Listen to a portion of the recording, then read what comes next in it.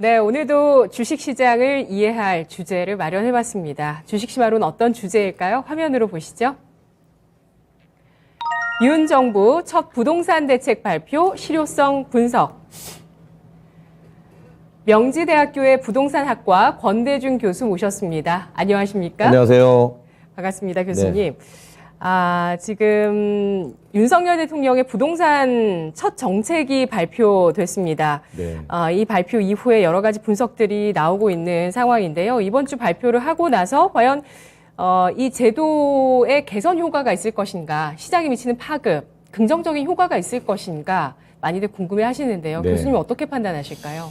이번에 내놓은 6월 21일 대책이 두 가지로 분류됩니다. 하나는 임대차 시장이고 또 하나는 이제 분양가 상한제인데요. 분양가 상한제는 시장에 영향을 미쳐서 대기 수요로 남아있는 그 수요자들이 기다리는 3,100가구 정도가 분양이 될 거예요, 아마.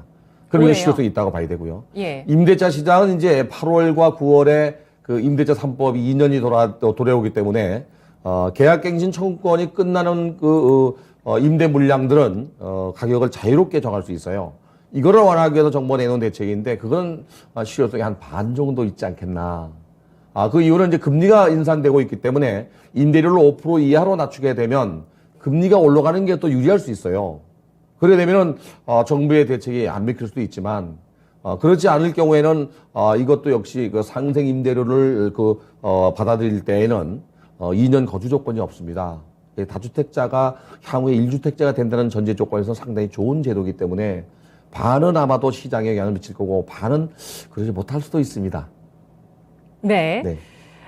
크게 두 가지 대책이라는 설명을 해 주셨습니다. 그 가운데서 일단 그 첫 번째로 공급 확대 효과가 있을 수 있다는 점에서 부동산 분양가 상한제 폐지에 대해서는 긍정적인 폐지가 아니고요, 완화입니다. 예, 완화에 네, 대해서는 긍정적인 영향을 줄 수 있다고 판단을 네. 해주셨고요. 다만 이 전월세 시장의 안정화 같은 경우는 아직은 좀 네. 물음표 방점이 있다. 절반 정도의 효과가 있을 것이다라고 네. 보셨는데요. 이 분양가 상한제가 완화되면은 아무래도 최근에 원자재 가격도 많이 올랐었고요. 그렇죠. 또 건설사 같은 경우는 안전 비용에 대한 상승 압력도 높았습니다. 왜냐하면 연초에 있었던 HDC 현대사업개발의 그 사고 이슈가 나오게 되면서 안전 비용에 대해서도 좀 더 건설사가 좀 더 안전 비용을 부담하고 높이지 않겠냐 이런 얘기들이 있었는데요. 아무래도 분양가는 좀 올라갈 수밖에 없는 상황에서 분양가 상한제가 완화됐을 때 과연 무주택자들이 입게 되는 그 영향 어떨까? 내 집 마련이 더 어려워지지 않을까? 이런 생각을 번뜩 하게 되는데 네. 실제로 그렇게 될까요? 그렇게 되겠죠. 일단은 그동안 분양가 상한제는 공공택지는 62개 항목을 적용하고 있고요. 민간택지는 7개 항목이지만 결국에는 이제 62개 항목이 거의 들어가 있습니다. 그래서 탁지비와 탁지비 가산비, 건축비와 건축비 가산비를 적용해서 분양가격을 책정합니다. 물론 규제 지역에서 이제 분양가 심의위원회에서 결정하는 금액인데요. 그 분양가 상한제라고 하는 그 용어가 분양가격을 결정했을 때 그 이하로 분양하라는 얘기거든요. 근데 이번에 정부가 그 분양가 상한제 규제 완화했던 것은 탁지비가 아니고 건축 부분입니다. 최근에 와서 철근이 올라가고 레미콘 값도 올라가고 시멘트 값도 올라가는 바람에 이 분양 원가가 올라갔다고 해서 조합과 시공사 간의 갈등이 지금 깊어지고 있습니다. 이거를 완화해줘서 조합이 원활하게 분양할 수 있도록 하기 위해서 물꼬를 튼 건데요.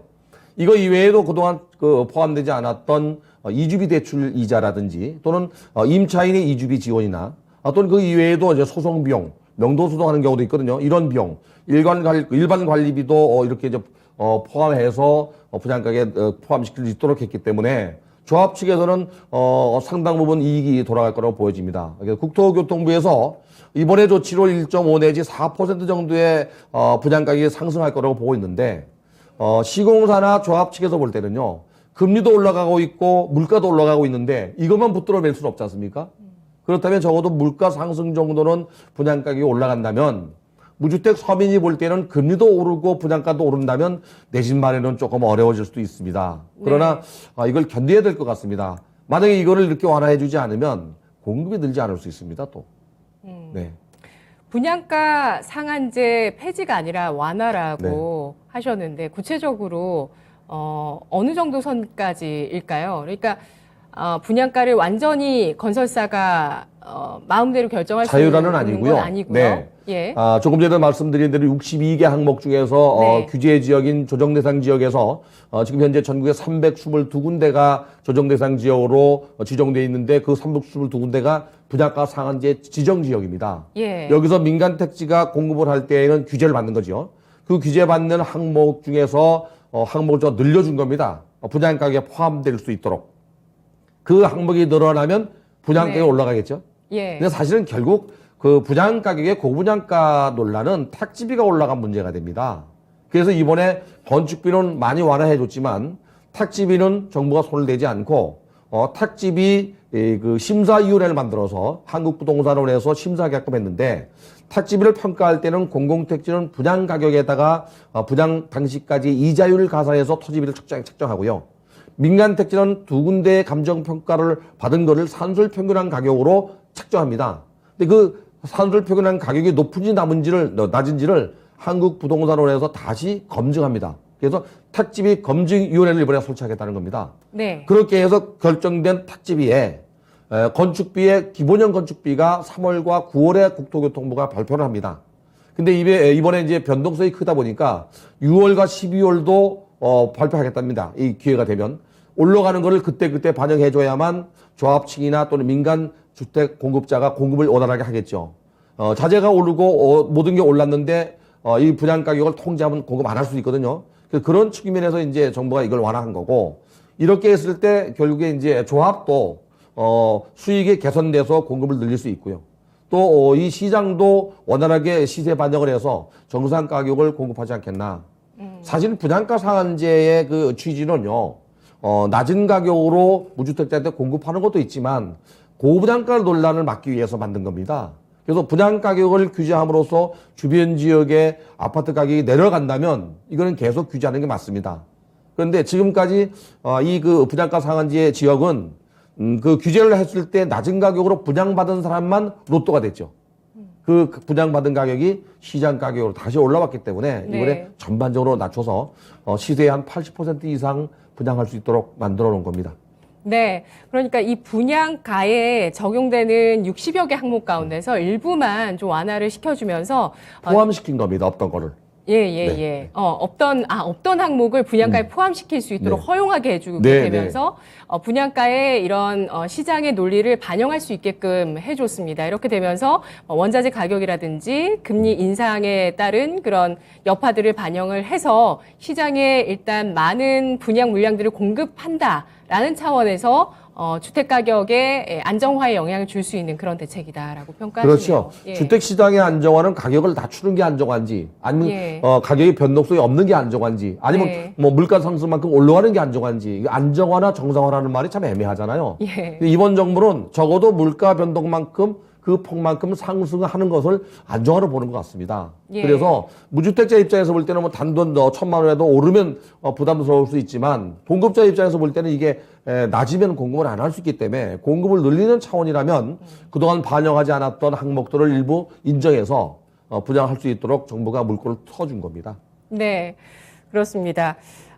일단 공급이 돼야 결국에는 시장에서는 가격에 안정이 생길 수가 있다라는 점에서 이번 분양가 상한제 완화가 시장에 물량을 공급하는 계기가 될 수 있다는 그런 평가를 해주고 계시네요.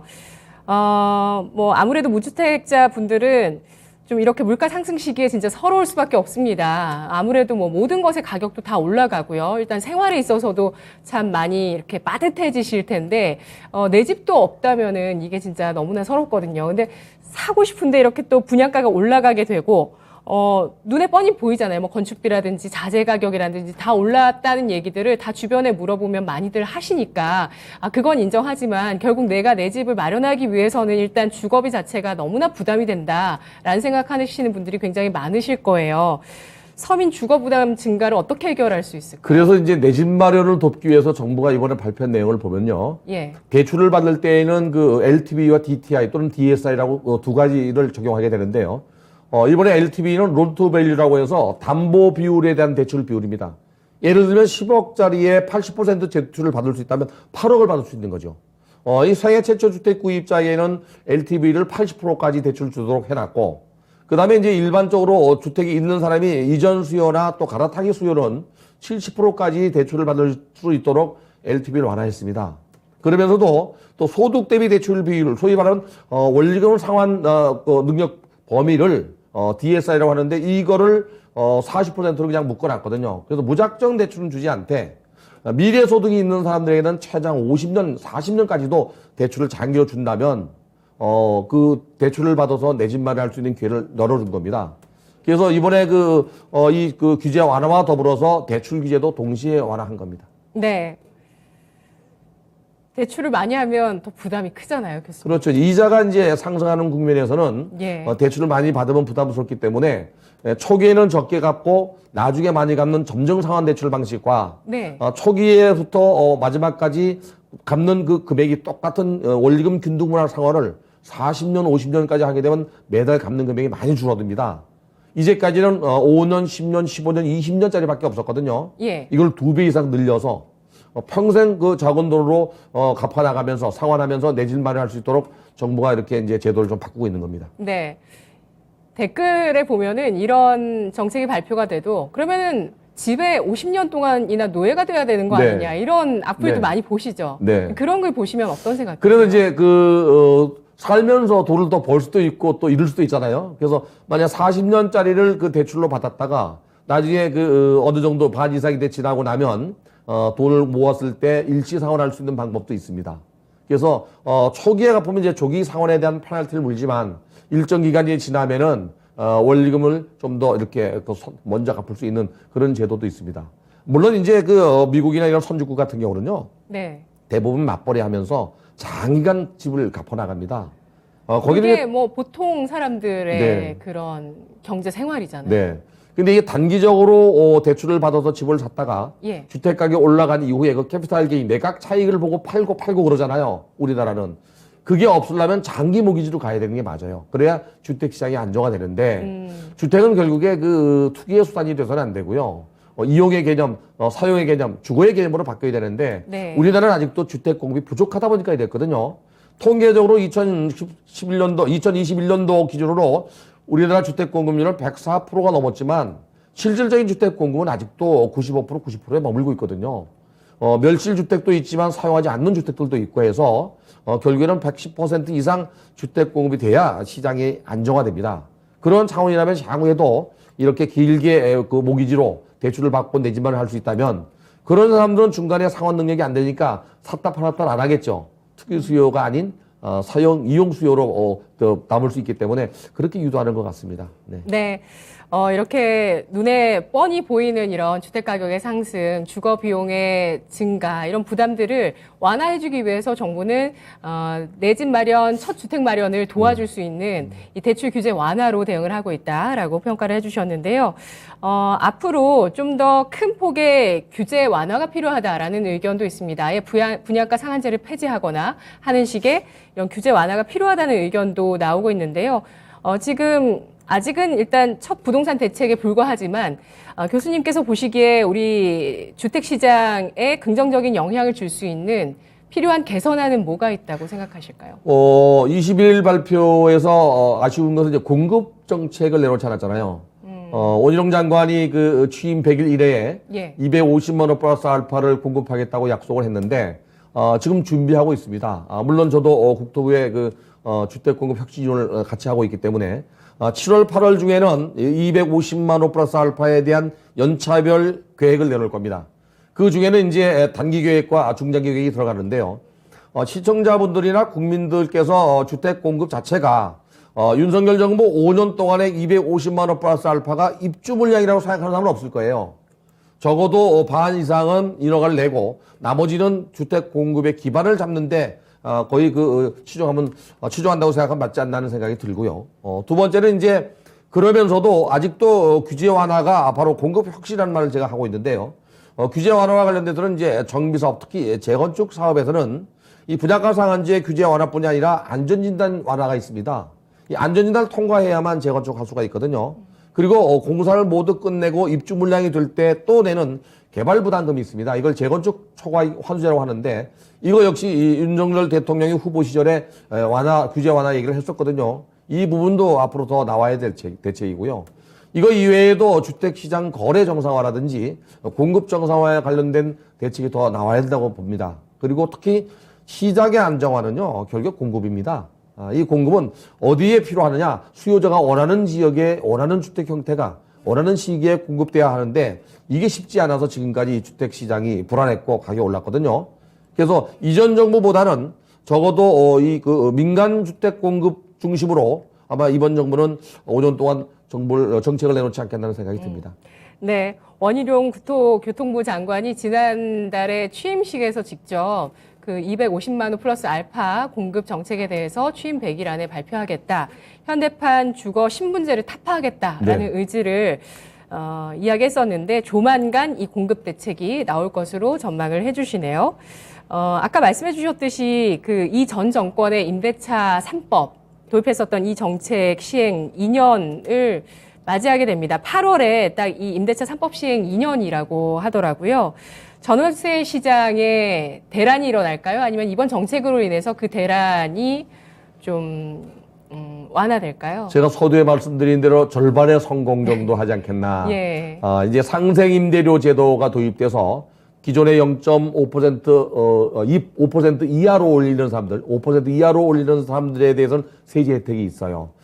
이 소득세 12%에서 15%까지 완화해 주고요.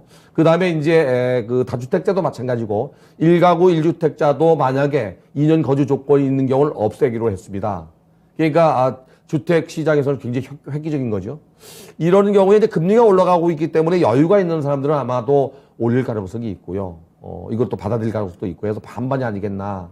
근데 문제는 이제 물가나 또는 뭐 여러 가지 그 임대료도 올라가고 있는데 금리까지 올라가고 있는데 이 그 재산세인 그 보유세와 종합부동산세가 만약에 또 올라간다면 월세를 올리지 않을 수밖에 없잖아요. 점점 전세가 반전세가 늘어나고 월세가 늘어나는 시장이거든요. 예. 그러면 그런 사람들은 가처분 소득이 낮아지기 때문에 월세를 더 올려서 받을 수밖에 없습니다. 역시 전세도 마찬가지고. 그런 수요가 아니라면 이번에 정부의 그 정책대로 시장은 아주 대란이 나지 않을 정도는 되지 않겠나. 물론 이제 7월 말 끝나고 8월부터 새로운 신규 공급 계약은 금액을 마음대로 올릴 수 있기 때문에 지금 시장은 불안해하고 있습니다. 그러나 제가 볼 때는 생각보다는 그래도 안정화될 것 같습니다. 네. 지금 우리나라 그 전월세 임대 시장이 앞으로 계속해서 월세 쪽으로 가게 될까요? 아무래도 전세 물량이 점점 줄어들고 있잖아요. 예. 그다음에 이제 그 금리가 올라가고 재산세가 올라가면 소득은 한정돼 있기 때문에 월세를 더 받는 걸 선호할 수 있습니다. 그러면 점점 전세보다는 반전세나 월세로 가는데 그 시초가 바로 지난 정부였던 것 같습니다. 전세가 2억, 3억 하던 것이 1, 2억 올라서 3억, 4억 돼버리면 세입자는 1년, 2년 만에 1억, 2억을 구할 수가 없습니다. 그래서 정부가 전월세 대책, 전세 대책을 6년 해주는 쪽으로 갔지만 그 역시 빚이거든요. 그리고 소유자는 2억, 3억짜리 전세가 1억 정도 올릴 때 그 올리는 것만큼을 월세로 받기를 원합니다. 그래서 반전세가 늘어난 거고 또 재산세나 종합부동산세 대상자들은 그 금액이 높게 나오게 되면 결국에 월세를 받던 사람은 월세를 올릴 수밖에 없잖아요. 근데 문제는 이제 이렇게 그 상생 임대료로 정부가 내놓은 대책으로 금리를 낮추면은 시장은 안정화될 수 있는데 편법이 생길 수 있어요. 아파트는 정형화돼서 그런 일이 없지만은 비아파트 부분은 관리비 명목으로 또 받을 수 있어요. 청소비라든지 이렇게. 그래서 시장은 항상 불안이 존재하지 않나는 생각이 듭니다. 장기적으로 볼 때는 전세보다는 반전세나 월세가 지속적으로 증가할 가능성은 높습니다. 예. 우리나라가 다른 나라 대비해서 전월세 가격이 높은 편인가요? 아니면 주거비로 따질 때에는 평균 이상은 되는 것 같습니다. 예. 사실은 매매가 대비 전세가 비율 자체가 한 중간 정도 가야 되거든요. 근데 이제 임대료가 올라가게 되면 뒤따라 올라가는 게 있습니다. 전월세 가격의 등락폭은 매매 가격의 선행지수입니다. 다시 말하면 전세 가격이 올라가거나 매매 가격이 올라가거나 월세가 올라가면 네. 수익률이 좋아지잖아요. 예. 그럼 부동산 투자가 들어오거든요. 그래서 전월세 가격의 등락폭, 전월세 가격이 안정화되면 매매 가격도 안정화되거든요. 최근에 전월세 가격이 오르는 이유는 문재인 정부에서 부동산 가격이 먼저 올랐습니다. 그리고 뒤따라서 키 맞추기로 전세 가격과 월세가 올랐는데 정상적인 시장이라면 계절적 수요는 있지만 전세 월세가 올라가고 2, 3개월 후에 매매 가격이 움직여야 되거든요. 만약에 전월세 가격을 안정화시킨다면 매매 가격도 안정화될 수 있습니다. 네. 알겠습니다. 그래서 8월 이후에 전월세 시장이 진짜 관건이 될 것 같습니다. 네. 과연 이번 정책에 효과가 있을 것인가? 권대중 교수님께서는 절반의 효과가 있을 거라고 전망을 해주셨기 때문에 앞으로 전월세 시장의 동향에 따라서 또 매매 가격의 움직임도 달라질 수 있다는 점도 생각을 해봐야 될 것 같습니다. 그렇다면 전월세 시장의 안정화는 어떻게 가능할까요? 사실은 제 개인적인 생각에서는 예. 임대차 3법이 잘못 태어난 법이 아닌가. 네. 예, 임차인을 위해서는 5% 제한이 맞습니다. 예. 그런데 금리가 지금 8%가 되고 있잖아요. 그러면 주택 공급자 입장에서 볼 때는 열심히 건물을 지어서 임대를 놔도 5%밖에 못 받으니까 결국엔 예금하는 게 나아요. 그래서 이게 임대료만큼은 이자율을 따라갈 수밖에 없는데 불구하고 이걸 묶어 놓는 게 공급을 줄이는 문제가 되고 또 공급한다 하더라도 적급자재를 쓸 수가 있고요. 또 하나 이제 2+2년으로 계약갱신 청구권 제도가 있습니다. 계약을 하면 2년 이하의 계약은 2년으로 보는 게 있거든요. 그리고 한 번 더 2년을 살 수 있는 권한이 주어지는데 문제는 이제 우리나라의 학제가 고등학교가 3년제씩 돼 있어요. 예를 들면 이런 거죠. 내가 학부모인데 아이가 고등학교나 중학교 들어가서 학교 앞으로 임대를 얻어서 이사를 갔는데 아이가 3학년 때 이사를 가야 되는 문제가 나와요. 또 학업에도 문제가 되겠죠. 그래서 차라리 여야가 합의해서 머리를 맞대고 2+2년을 3년으로 바꾸는 것도 어떤가. 개인적으로 그런 생각을 했습니다. 그래서 그렇게 해서 좀 안정화시켜야 되지 않느냐. 그리고 이번에 정부가 내놓은 대책보다도 좀 더 과감하게 5% 이상, 10%, 12% 캡을 씌워서 그 이하로 받는 사람들은 차등적으로 세율에 따라서 혜택을 주는 겁니다. 그래서 많이 낮게 세금을 받는 사람에게는 세제 혜택을 많이 주고 소득세를 많이 감면해주고 높게 받는 사람에게는 세금을 더 물리는 쪽으로 간다면 시장이 자연적으로 안정화되지 않겠나. 결국의 관건은요, 공급량입니다. 공급을 늘리면 시장은 안정화됩니다. 네. 그런데 기존의 임대차 3법 시행이 이 전월세 시장의 공급을 막은 측면이 있다는 점에서 좀 네. 문제점을 지적해 주셨는데요. 부동산 규제 지역이 있었는데 이걸 일부 해제하는 것을 네. 검토하고 있다고 네. 합니다. 이 부동산 규제 지역을 만일에 해제하게 된다면 기대 효과가 있을지 궁금하고요. 이 규제 지역이 설정이 되면서 이후에 부동산 시장이 어떻게 됐길래 이걸 좀 해제하려고 검토하는지도 궁금하고요. 사실 제가 회의에 들어가기 때문에 어서 정확히 말씀을 드릴 수는 없고요. 지금 현재 전국에 111군데가 조정 대상 지역입니다. 예. 그리고 40군데가 넘게 투기 과열지구로 지정되어 있는데요. 조정 대상 지역으로 지정이 되면 그 1가구 다주택자에 대한 양도세가 중과세가 되고요. 특히 이제 취득세도 1가구 2주택은 8%, 3주택은 12%를 물리고 있습니다.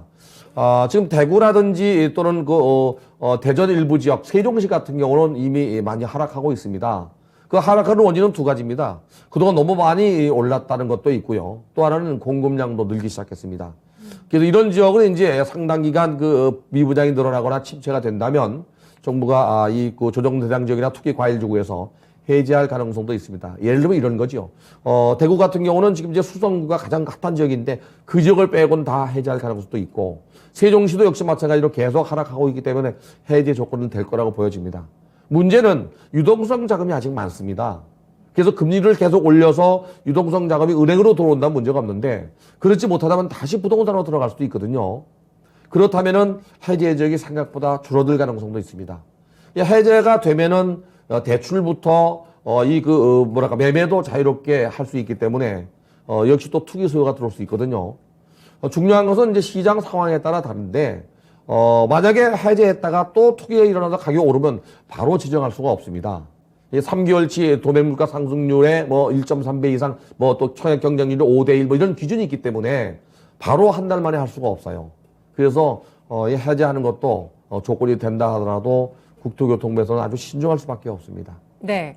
그러면 전체 지금 현재 161곳 정도가 투기과열지구와 조정 대상 지역으로 묶여 있는데 이 네. 가운데서 일부 정도는 어쨌든 해제될 수 있다고 보실까요? 저는 일부는 해제될 거라고 보여집니다. 물론 수도권은 제외된다고 봐야 됩니다.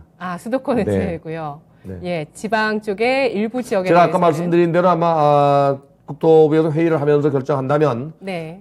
세종시나 대전 정도, 대구 정도가 되지 않겠나 하는 생각이 듭니다. 예.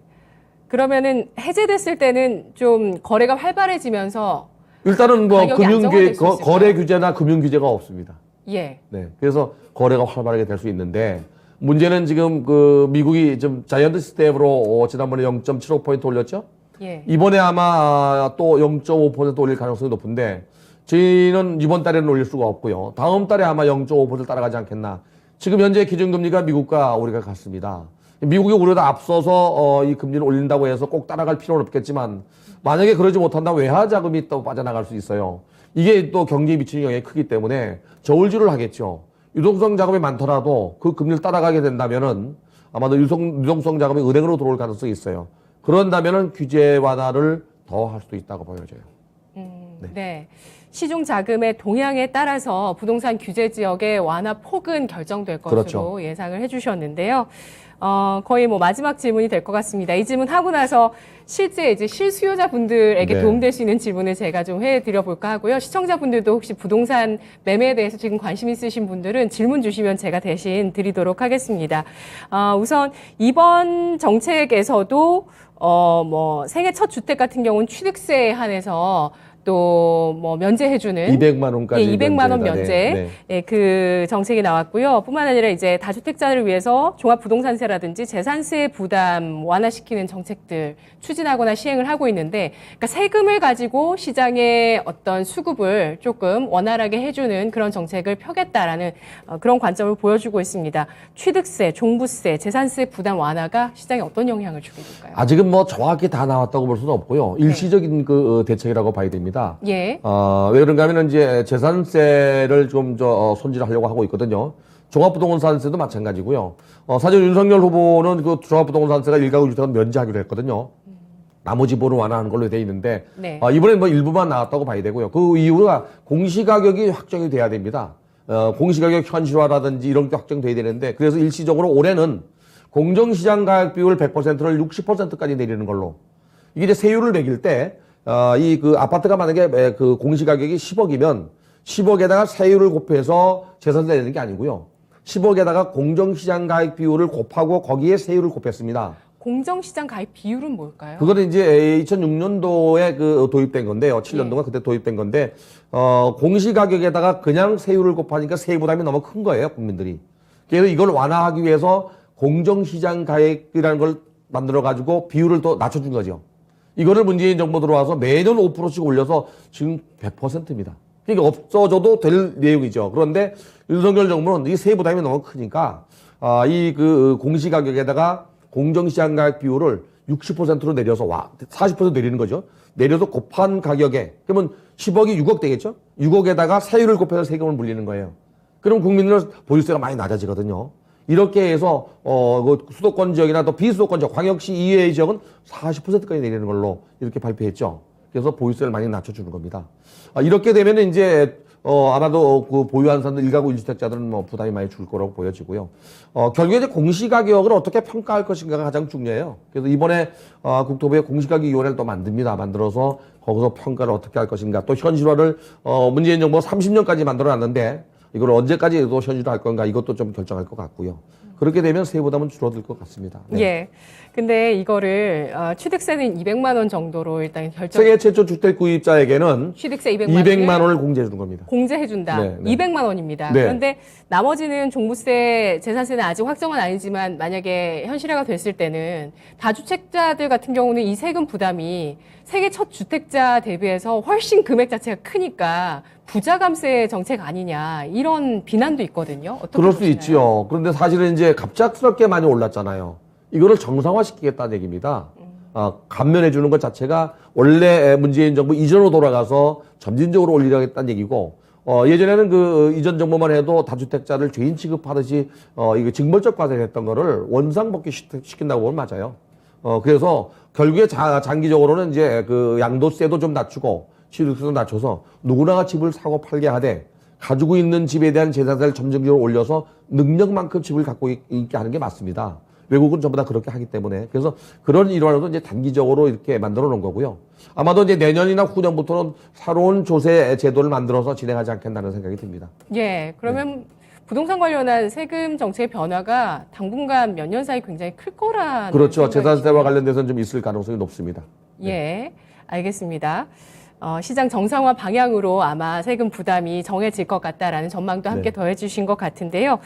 지금 뭐 무주택자 분들이 사실 제일 고민이 많으실 것 같아요. 뭐 분양이 뜨면 그래도 뭐 청약은 하시겠지만 과연 어느 시점을 주택 마련의 시기로 잡아야 될 건가. 이번 정부에서 이렇게 생애 첫 주택 마련에 대해서 좀 혜택을 준다면 지금 당장 뭐 주택 마련을 해야 되나? 근데 대출금리 생각하면 연말에 8%까지 간다는데 너무 부담이 커서 그리고 여기서 만약에 또 하락하면 그 부담을 내가 어떻게 안고 갈까? 이런 고민 때문에 많이들 좀 생각이 많으실 것 같아요. 우선은 그 임대료도 많이 오르고 있잖아요. 그래서 이번에 내놓은 게 버팀목 대출이라고 있습니다. 보증금 3억일 때 1억 2천만 원까지 이렇게 대출해주는 제도가 있고요. 이거를 4, 5천일 경우에 1억 8천까지 늘렸습니다. 수도권 지역은 지방도 물론 올렸는데 일단은 그 임대료를 어떻게 올려줄까는 먼저 고민하는 게 좋을 것 같고요. 임대료를 고민한 이후에 이제 집을 사야죠. 집을 먼저 사게 되면 뭐 임대 있는 사람들이 그 감당이 안 되니까 금리가 오르고 있으니까 제 개인적인 생각이라면 무주택자들 같은 경우는요 지금 당장 내 집 마련에 나설 필요는 없다고 봐요. 지금 3기 신도시가 31만 가구인데 사전 청약도 하고 있습니다. 이 사전 청약에 당첨이 되면은요 나중에 계약을 안 하더라도 청약 통장이 살아 있습니다. 그래서 청약을 당첨되면은 청약 통장이 없어지잖아요. 그렇지 않습니다. 사전 청약은 나중에 당첨되고 나서 계약을 안 하면 청약 통장 다시 살아납니다. 어떤 혜택인가요? 그게? 그러니까 다시 딴 데다 또 청약할 수 있어요. 지금은 한번 청약이 되면 청약 통장이 없어지기 때문에 딴 데 청약을 할 수가 없습니다. 그렇죠. 그래서 이 사전 청약은 그게 없습니다. 그래서 내가 원하는 지역, 내 수준에 맞는 지역 금액에 따라서 사전 청약도 한번 노려볼 만합니다. 작년에 그 정부가 3만 200가구를 사전 청약했습니다. 올해 8만 가구를 합니다. 그래서 이 사전 청약을 상기 신도시 지역에 따라 다르지만 그러면 그 사전 청약을 통해서 차익을 누릴 수 있다는 말씀이세요? 아니요. 내 집 마련을 할 수 있는 거죠. 내 집 마련할 수 있다는 그리고 말씀이세요? 이외에 뭐 여유가 있는 분들은 지금 분양가 상한제 규제 완화가 서울 시내에 약 3만 1,000가구 정도, 3,100가구 정도가 지금 곧 분양을 들어갈 겁니다, 아마. 이럴 때 일반 분양물에 대해서 청약을 들어오는 것도 괜찮을 것 같습니다. 물론 이제 잘 알아두셔야 될 게 9억이 넘으면 대출이 어렵습니다. 15억이 넘으면 대출이 안 되지만 9억이 넘으면 30%밖에 안 됩니다. 그리고 9억 원 이하는 또 40%가 융자가 됩니다. 그래서 내 돈이 내가 갖고 있는 다운페이 자기 자본이 좀 있어야 됩니다. 돈 있는 분들은 서울에 동향을 받는 게 좋고요. 그렇지 않다면 뭐 3기 신도시가 워낙 많으니까요. 또 1기 신도시도 향후에 뭐 또 리모델링 재건축 할 테니까 너무 서두르지 않는 게 좋을 것 같습니다. 금리가 지속적으로 오른다는 얘기는요. 부동산 가격이 하락할 수 있다는 얘기입니다. 부동산 가격을 평가하는 방법 중에 수익환원법은 부동산 수익률을 종합환원 이율로 나누면 가격이 됩니다. 프라이스가 되는데 수익률이 고정되어 있는데 이자가 계속 올라가면 분모가 커지잖아요. 그럼 가격이 하락하잖아요. 그럴 가능성이 연말을 지나면 눈에 보이게 하락할 수도 있습니다. 벌써 매물은 늘어나고 거래가 줄고 있는 상태거든요. 정부의 규제 완화가 되더라도 연말 이후에 이런 가능성이 당분간 지속될 가능성도 있습니다. 그 이유는 예전에는 2억 3억 대출을 받고 4억 5억짜리 집을 샀지만 지금 그 4억 5억짜리 10억 됐잖아요. 그러면 4억 5억 대출을 받아야 되는 문제가 나오고 이자율도 올라간다면 감당하기가 어려워져서 내 집 마련에 선뜻 나서지 않을 수가 있거든요. 그러면 결국에 수요가 감소하고 공급이 늘면 가격은 하락할 수밖에 없잖아요. 금년도를 예상한다면 가을에 이런 금리가 지속적으로 오른다면 부동산 시장은 약보합세로 돌아설 가능성이 높기 때문에 무주택자나 내 집 마련하는 사람들은 사전 청약을 노리거나 3기 신도시 또는 여유가 있는 분 이외에는 좀 대기 수요로 남는 것도 바람직하지 않나는 생각이 듭니다. 네. 3기 신도시 그리고 나의 어떤 자금 여력을 봤을 때 서울까지 분양을 노려보시는 건 긍정적인데 다만 어떤 급한 매수 같은 것들은 시기를 좀 늦춰보시는 게 무주택자 분이시더라도 너무 조급함을 갖기보다는 시장의 동향을 지금 지켜볼 만한 시기이기 때문에 금리 인상과 함께 어떻게 시장 돌아갈지 지켜본 이후에 좀 더 차분하게 결정 내려보셔도 괜찮겠다. 청약은 또 적극적으로 계속 도전을 하고요. 3기 신도시까지 언급을 해주셨습니다. 오늘 분석 여기까지 듣도록 하겠습니다. 교수님 잘 들었습니다. 네, 감사합니다. 고맙습니다. 네, 지난 21일 나왔었던 윤석열 정부의 첫 부동산 대책에 대한 분석 해봤습니다. 명지대학교 권대중 교수님 함께했습니다. 지금까지 투자 판단에 도움드릴 수 있는 내용들 쭉 확인해봤고요. 다만 주가의 상승과 하락을 보장하지 않는다는 점을 유의하면서 투자하시기 바랍니다. 코스닥의 낙폭이 깊게 나옵니다. 부동산보다도 우리 주식시장은 더 가격의 출렁이 엄청 큰 시장인데요. 금리 인상과 함께 가을까지 좀 자본시장의 흐름들의 변화들을 계속 잘 체크해야 되는 시기인 것 같습니다. 저는 내일 이 시간 또 여러분과 함께 보도록 할게요. 고맙습니다.